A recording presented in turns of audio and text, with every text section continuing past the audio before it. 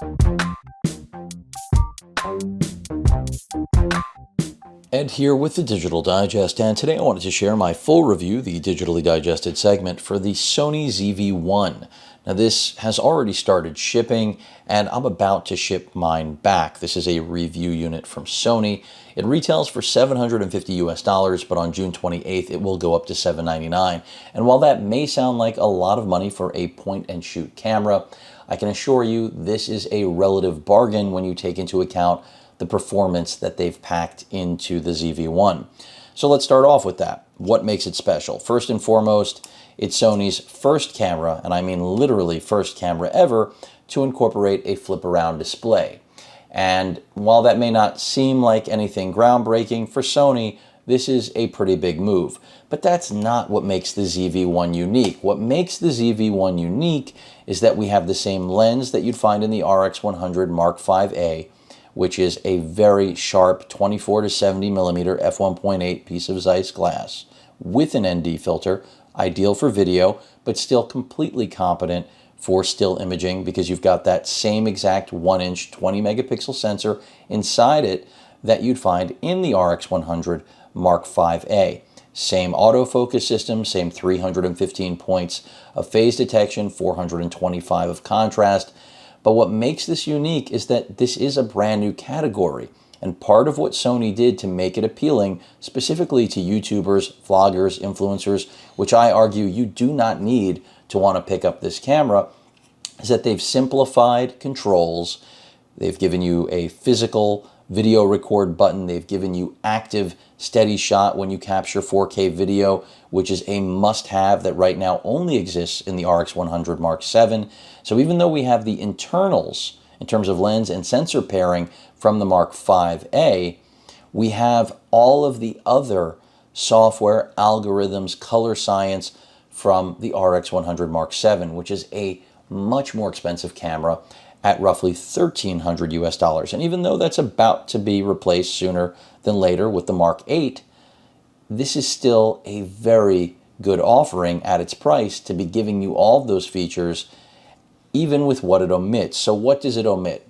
Well, it doesn't have the exact same number of phase detection points as the RX100 Mark VII, but the color science, the algorithm, the real-time tracking in the autofocus system, the eye autofocus, precision, that all lives here. The ability to film in a vertical orientation rather than horizontal only also lives here. Those are all things you'd find in the RX100 Mark VII. Well, what's it missing? Obviously, it doesn't have the same flip-around display that comes up over the top and that I think is more versatile for still images in terms of getting low angle, and it just has more flexibility than the flip-around display. But what you are getting, instead of an OLED EVF, is a hot shoe, and you may or may not even need that. Instead of a flash, you're getting a tri-capsule microphone array that gives, as far as I'm concerned, some of the best internal audio you'll find on a point-and-shoot camera. I mentioned simplification, and that's part of the goal. The video record button being moved to the top and actually being nearly as large, if not exactly the same size, very close to the same size as the shutter button, is a welcomed addition. We have the defocus button right above it, also still labeled as C1, which is going to give you on the fly the ability to, of course, make your subject the point of focus and anything behind your subject, whether it's a person or anything else, defocused. So this is something that Sony knows people are after, that look. The blurred background, the defocused background is a desirable effect. Most smartphones these days give you the ability to do that using software. Sony is giving you the ability to do that using a real camera. In terms of other things you should know, and I've mentioned this in my other videos, we have a real tally light for video recording, so you know when the camera's recording like you would with a camcorder or video camera. And that, I think, is another great addition. And that all makes it sound like this is really more of a video camera first, and it is. Sony doesn't define this as a DSC, but rather a DC model, which is a digital camera, and that's because it's a new space. Again, focused on vloggers, focused on YouTubers, focused on influencers, But I really think this should appeal to anyone looking to get better photos and video than what their smartphone has to offer, but with the same ease of use, the same level of basically zero learning curve that smartphones offer. Now, is there room for improvement? Could Sony have done more? Absolutely. I say that because we're still working with the same menu system. You notice when I open the display up, it powers on. The menu system hasn't changed. We have a touch screen, but we don't have a touch screen that we can actually touch. I can't take you through settings with that. I can only use that for a point of focus, and that's a very limited way of using it.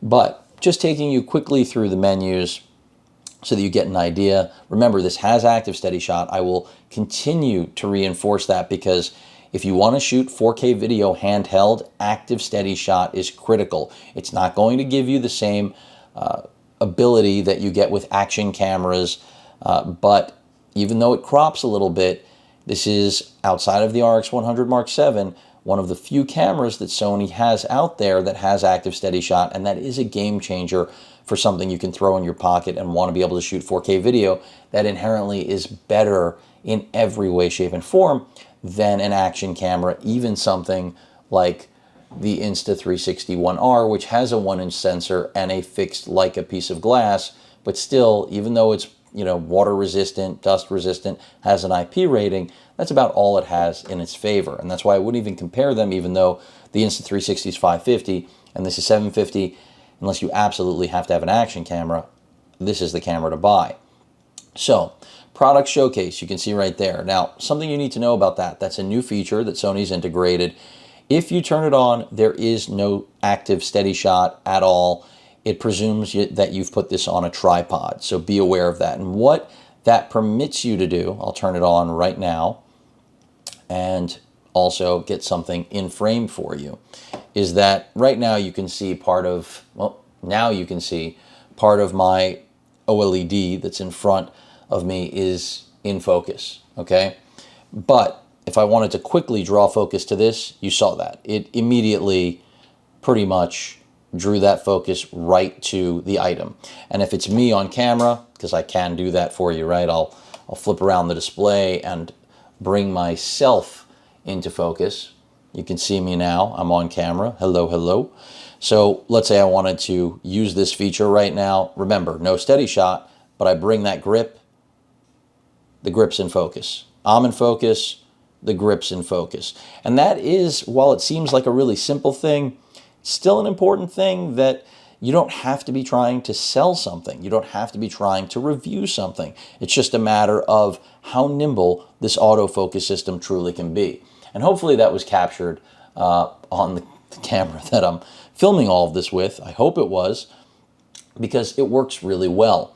And that's why I have been considering adding this to my own personal camera setup in terms of for the channel, whether it's for B-roll or anything else. It just seems like, a logical addition. Beauty shots, things of that nature. It has versatility, and I like that. So hopefully this isn't too blown out for you to see that, because it is a relevant improvement in every way. But is it critical to average everyday users? No. Is it good to have it? Yes. More is more when it comes to future-proofing. Just like having the hot shoe. You may never use this, but what if one day you want to throw a video light on there or a flash? You have the ability to do so, because remember, the flash is gone. Let's say you want to use any sort of microphone. You have that ability with a mic jack. No headphone jack for monitoring audio, but that's not that big of a deal. Now remember, this camera, when recording video, will overheat, but you can lift that threshold, and that's a good thing. So bear that in mind. I'm not saying it's going to damage the camera. I've said this over and over again. Sony has done this in many cameras before this one, where they've lifted the overheat threshold that shuts the camera down automatically. And you can do that here, and that will allow you to shoot more video, but that's where you're reminded this isn't really a video camera, but more the internals of an RX100 thrown into a plastic body, reimagined for a more video-centric client. And I think that's a good thing. In fact, I'm still considering picking one up, and I may very well do it, because it is that compelling. the June 28th date makes me feel like something else is on the way. And I have a feeling the RX100 Mark VIII is going to be a monster of a camera, considering how much Sony's packed into this, even though they're using older and newer tech and combining it to create something that hits, I think, strikes the right price point. I just think there's more in the tank. Now, it does still have the high frame rate recordings, frequency recordings, so that you can do slow motion. So if you want to do that, it's there. I'm not a huge fan of it, but Sony has stayed true to that. It's been in the RX100s for a long time, and it lives here. I'm not surprised. I don't use it a lot, but some of you swear by it. You're not going to ever really want to go over 240 frames per second because it's just going to get incredibly pixelated. So keep that in mind. You can see the record setting fidelity options right there in terms of frame rate and bit rate. The pup, of course, would start now, wouldn't he? But overall, you know, HFR is there, and it's not surprising because, again, it's a staple in Sony's lineup.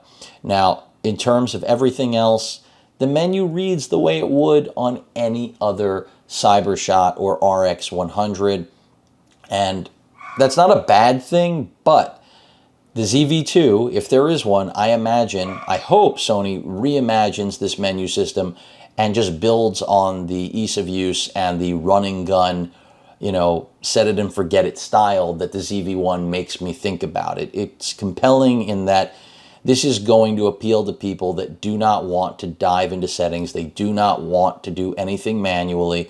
And that's not a bad thing. That's not, you know, people don't need to be, you know, made to feel lesser because they don't want to fiddle with things. You know, that there are other cameras for that. And I really feel the ZV-1 hits the right chord, the right mark on giving you a balance between both. But of course, if you want to get into manual modes, you're going to have to do some digging. That's really the difference. I love that this is compatible with the Bluetooth grip. This is a match made in heaven.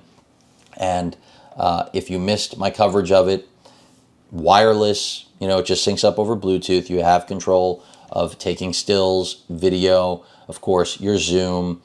You have a C1 button that you can customize. In this case, it would be the defocus. And it just works. And it's also a tripod. And if I didn't mention it through the course of this, I think I did at the top of the video, this is a loaner. It is going back to Sony. So I'm still working on whether or not I think I'm going to add it and purchase it. I know I said that already. And it's a tough decision for me because it is compelling. Even though I already have cameras that have most of this technology, I don't have one that has it in a single package. And Sony knew exactly what they were doing with this. You can, of course, link this up with your smartphone, control it from there. And, you know, Sony has their own imaging software as well. In terms of other things that you should know, S-Log, HLG, you've got, so you do have legitimate video profiles with this, and you should. It's a video camera really first, still camera second. And with all other RX100s, which this is not, I would traditionally say those are, you know, hybrids, but still cameras first. I mean, anything that's got an EVF that pops up and, you know, has more manual control inherently, to me, is more of a still camera first, video camera second. And the fact that they've always had the clip limitations, overheating issues with video, says it all. Now, we're not getting 4K at 60 frames per second, but again, having the active steady shot, having the real-time tracking, all of those things, it really amounts to one of the most complete cameras, and yes, I'm saying this, that Sony's ever made for the point-and-shoot market at this price point.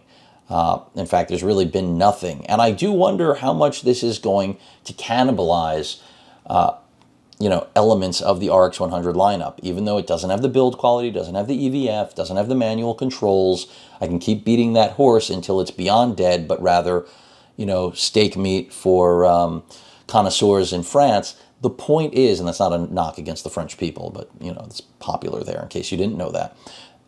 The reality is that this has everything the RX100 Mark VII has without the form factor and the things that I've mentioned, and without the additional phase detection points. That makes it a steal. Interval shooting function, you want time lapse, it's there. I mean, so I can't tell you that it does not have, you know, still really everything that you'd want. Subject detection, you have the human and animal. These are all things that, you know, have been added to really higher end cameras. You could not get this feature set in a device at this price point. So again, $750, $800 seems like a lot of money, and it is. But if you know this is going to do it for you, if you are more video centric, but you then want to have still capability, this is the camera. If you know you need the extra reach, you want the 200mm lens, you don't care that much about the ND filter, wait for the RX100 Mark VIII. I don't know what they're going to come up with that camera, but I wasn't expecting this. Not exactly this. I mean, Sony's been pitching the RX100 lineup as a vlogger package for, I don't know if it's 2 years, but at least 1 year they've been selling vlogger packages. And I've always kind of scratched my head. I didn't get who they were after. But now with something like this, you know, you can see what they're after. And the battery is going dead on me. And that's another thing I'm going to point to right now. The battery life, as you see that tally light, and see me one more time. Is it going to catch my face on camera? I think because we're in the product showcase, it's not going to. Either way, this is really overall, again, so similar to the RX100 that battery life, at least in my experience, has been essentially the same.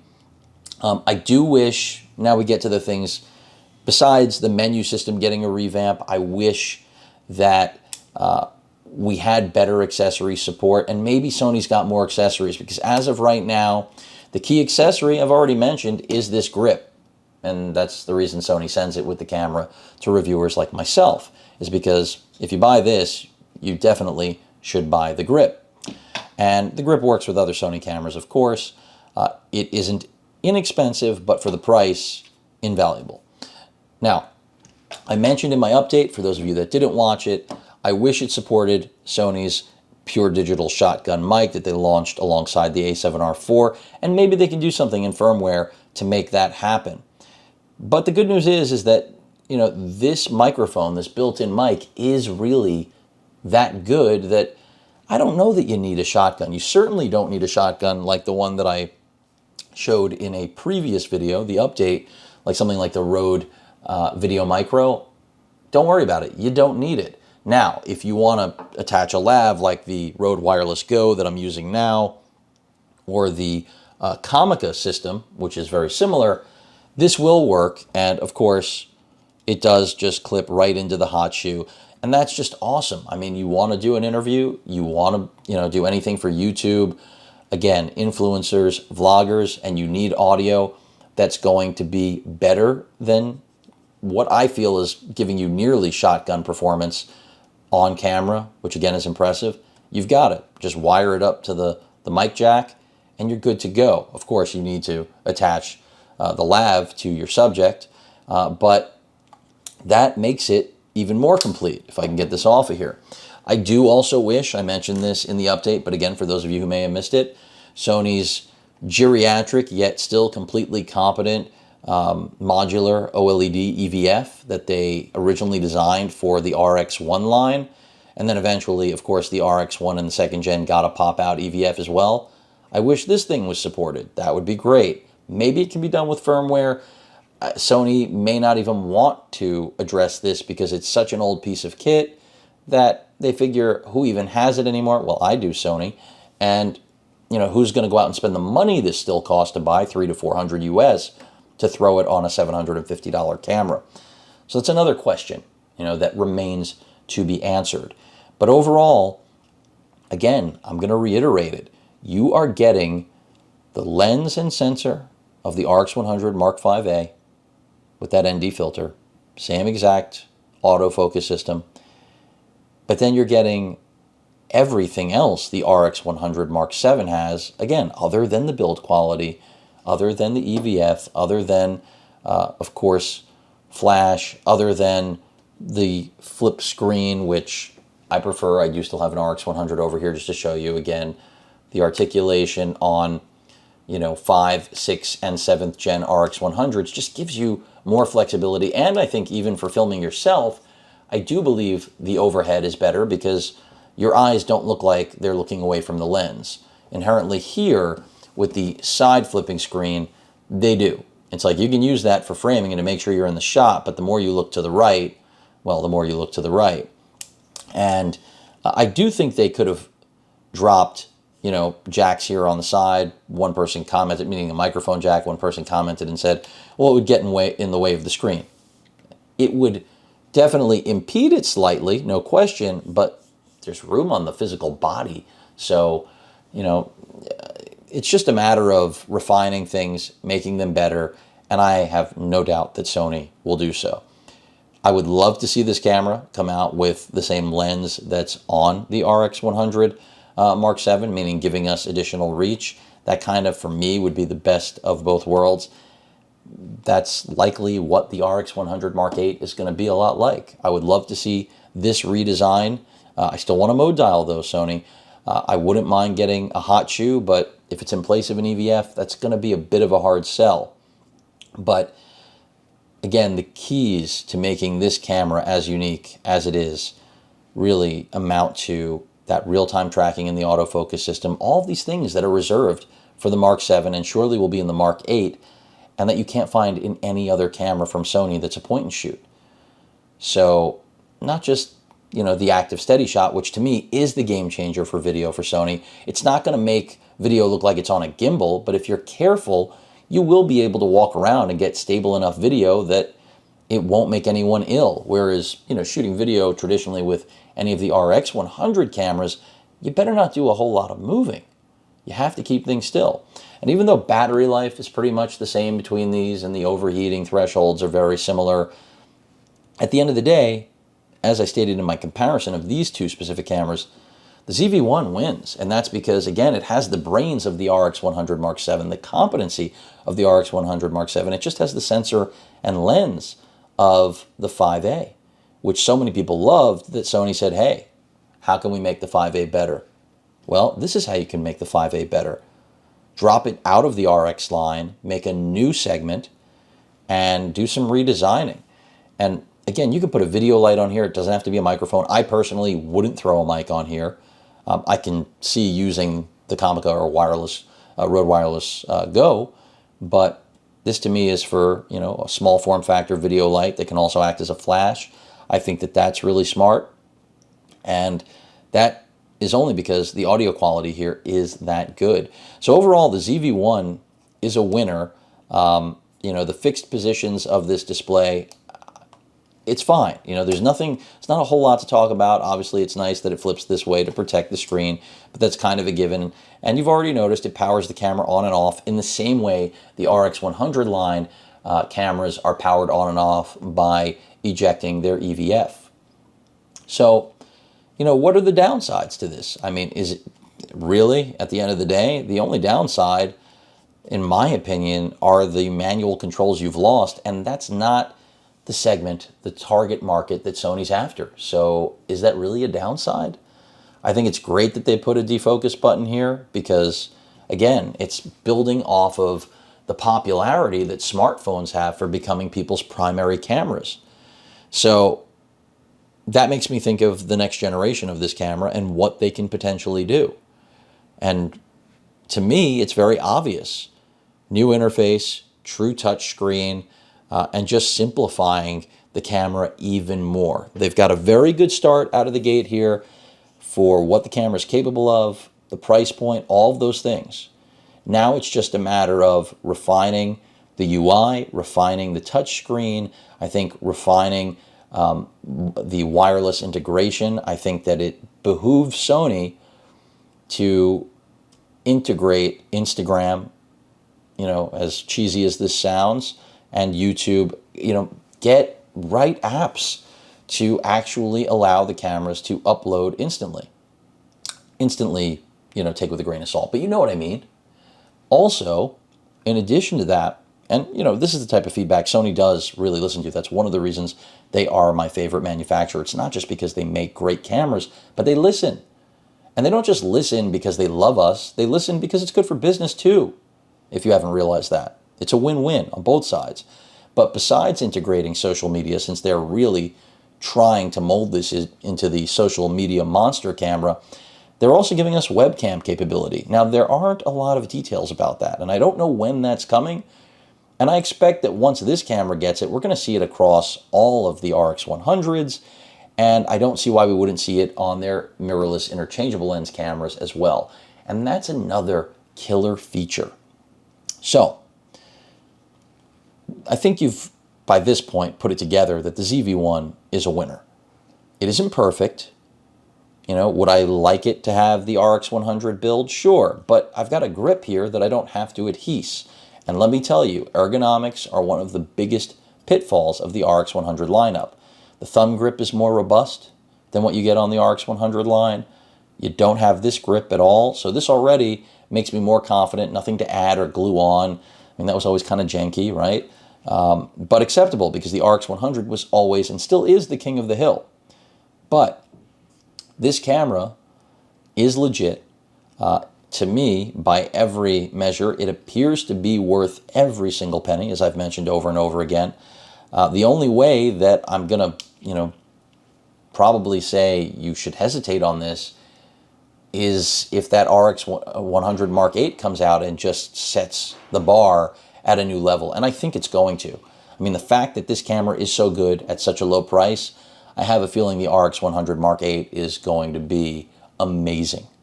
Hopefully this also translates to the RX10 V being amazing.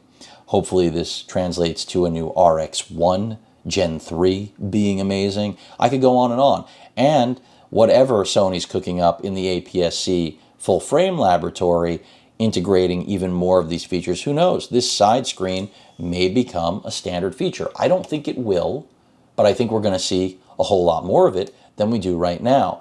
And give us, a better battery. I know we're limited on space here. There's not a lot, but I think it's time. I mean, we're 7 generations deep on the RX100 lineup, and I know there's only so much space. But if Sony can put together a new battery, again, throw that on my wish list. And then last but not least, video overheating. I stated in my update, this camera was overheating on me on my very first 5-minute indoor clip. So while many reviewers have said, oh, it's amazing, the overheating is improved, to me it's just about a wash, and considering this is so video-centric, I want to see it better. If it can't be achieved, I completely understand it. I mean, I've given this camera a glowing review so far, right? So I'm not here to take any sort of dump on this thing. I've done anything other than that. I'm critical of things where one needs to be, because I stick to the real deal. There's no, lipstick on the pig here.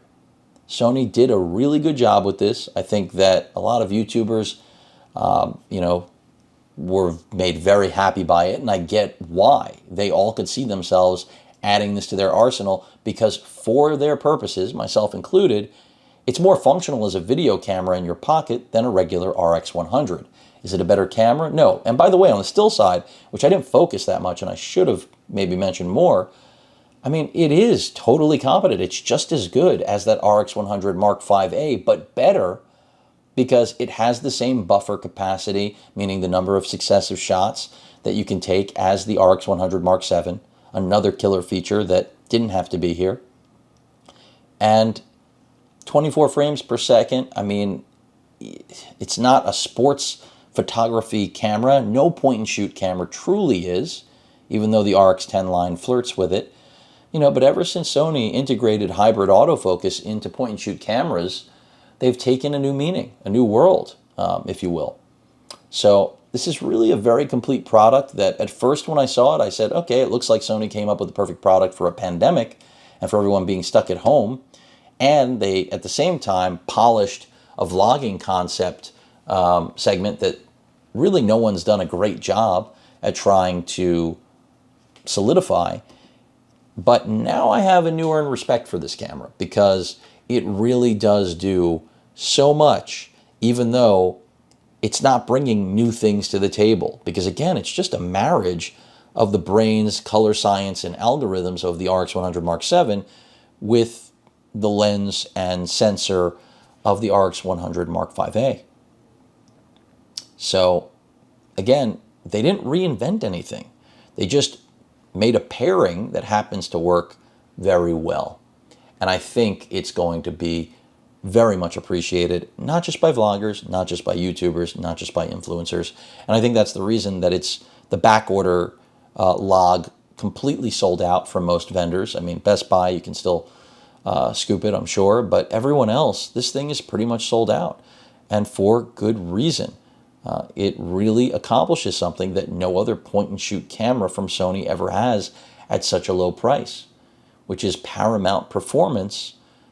Again, giving up some features that may or may not be important. I can't tell you how many people comment on RX 100 reviews that I do. And they say I never use the EVF.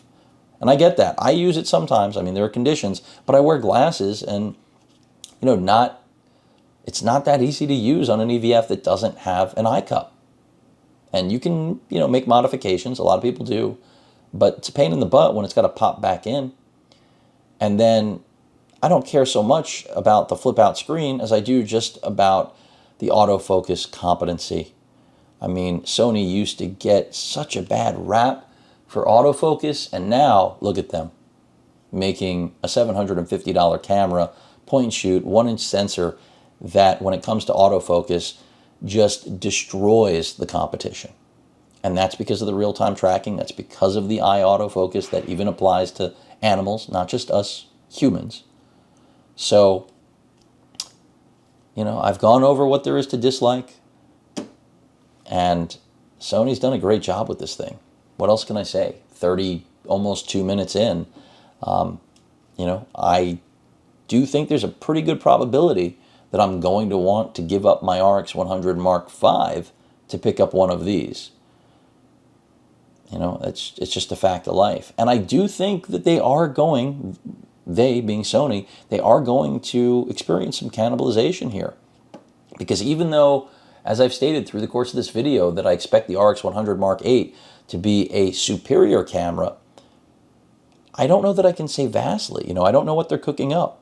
I don't know what the measurable margin of superiority will be.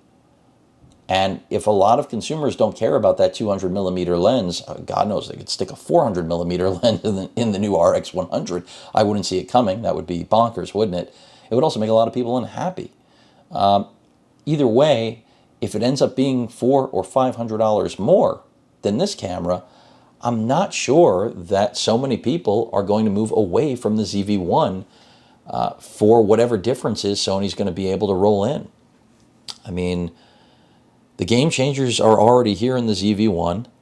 Granted, they've been out for a year already in cameras like the RX 100 Mark VII, but I mean, who knows what's coming in the Mark VIII, right? Are we going to get 4K 60? And even if we do, and I doubt it'll be the first Sony consumer camera to have it. I believe that's going to go to the A7S III, if and when that ever finally arrives. But if they were to do that, is that really going to peel people away from this camera? No, the average consumer that's looking to move to a higher quality level than their smartphone is going to be more than pleased with what this delivers. And they're already going to have a tough time shelling out $750 to $800 to buy this, especially when a lot of those consumers, again, aren't just comparing this to their smartphone. They're comparing it to things like this, action cameras, which are great for certain use, don't get me wrong, but they are far from being true cameras. They're action cameras. They have the word action in them for a reason. They're the go anywhere, get beat up, get crapped on thing that still survives. This is not that. This cannot get wet. You don't want to get this dusty. You want to treat this not like a Galaxy Fold, but you get my drift. It's a camera. Treat it like a camera. It's not an IP-rated camera. It's not water or dust resistant. So you've got to treat it like you would any other camera in the past. And while action cameras are great, they serve a simple purpose. What I am really curious about, because of all of the improvements here, is what the RX0 Mark III will have to offer. Because that little wonder, that little block that I reviewed in the second but not first generation, that still doesn't have continuous autofocus, oh, does that thing have potential. If they can integrate the things they've done here into that little cube, then I might regret buying this if I do. You see where I'm going? Because I would love an action camera that, granted, it would have a fixed lens, much like this, but the quality that Sony has, the quality that they've mastered with their 1-inch sensor lineup. Holy smokes. I mean, the RX0 line is already impressive enough, but if we get continuous autofocus, real-time tracking, just to name a few, that is going to be one of the most desirable cameras for me coming up, because I want an action camera that can take it to the next level. And by the way, Sony, if you can somehow weather seal this, but of course with an extending lens, you're not going to be able to do that. And that's why I'm talking about the RX0.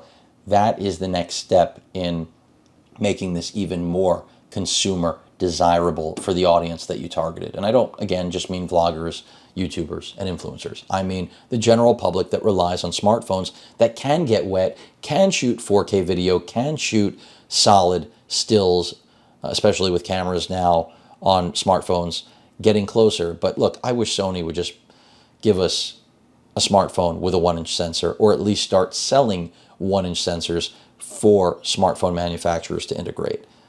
They did it years ago, long time ago, and fell flat. But I think now is that time.